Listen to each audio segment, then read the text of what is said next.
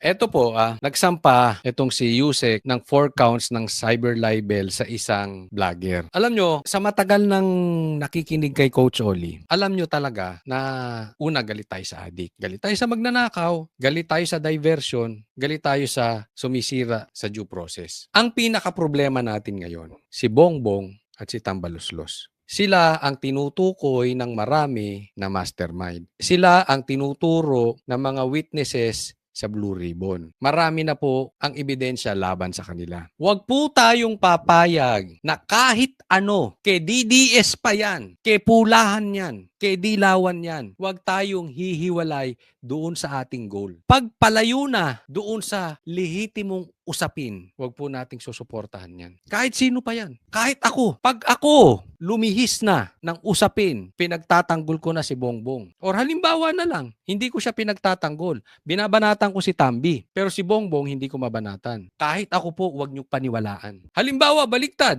Binabanatan ko si Bongbong, pero kay Tambi, tahimik ako. Huwag niyo rin akong paniwalaan. Lahat po ng vloggers, kahit sino pa man yan, ang issue po dito, huwag tayong mapalayo sa mastermind. Huwag tayong papasok sa chismis. Ito'y kabilan-bilinan ng tatay ko sa amin na abogado. Anak, okay lang umatake. Take lang kayo. Pero huwag kang papasok sa personal. At hindi lang yun. Hindi lang yun ay bilin ng tatay ko. Bilin din yan ng tatay ko sa langit. Sa atin. Kasi ang trabaho natin ay nakatutok doon sa kamalian ng gobyerno. Kasi yan, pasahod natin sila. Yung personal life nila, hayaan na natin sa kanila yan. Unless yung personal life nila nakakasama. Halimbawa, nagdodroga. Yung makakasama yun. Dapat walang addict dyan. So, wag tayong pupunta doon sa chismis. Wag nating susuportahan yung chismis. Lalo na yung chismis tapos walang ebidensya. Kung hindi yung... Yan yung sinasabi natin kanina, di ba? Kay Senator Bong, di ba? Na ito si Bernardo, wala namang ebidensya sa litala. Kasi madaling manira ng tao eh. Pwede kong sabihin, ito, si ganyan, si ganito, si ganyan. Oh. Ang tanong, may ebidensya ba?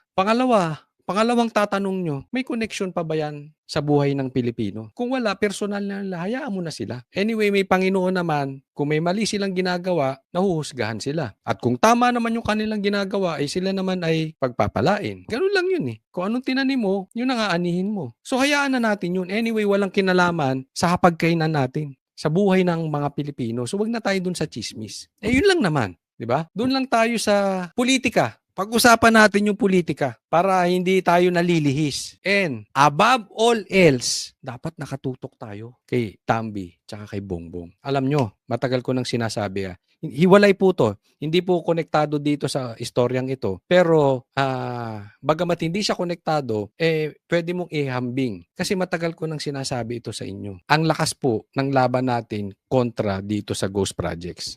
Kaya papasukan tayo ng kung ano-anong diversion. Dinivert nila kay Chis Escudero, dinadivert nila kay Bong Revilla, dinadivert kay Villanueva, kung saan-saan na nadadivert. At hindi to matatapos dito. Tatandaan nyo, kasi marami pang ilalabas na kwento dito. Palayo doon sa dalawang mastermind.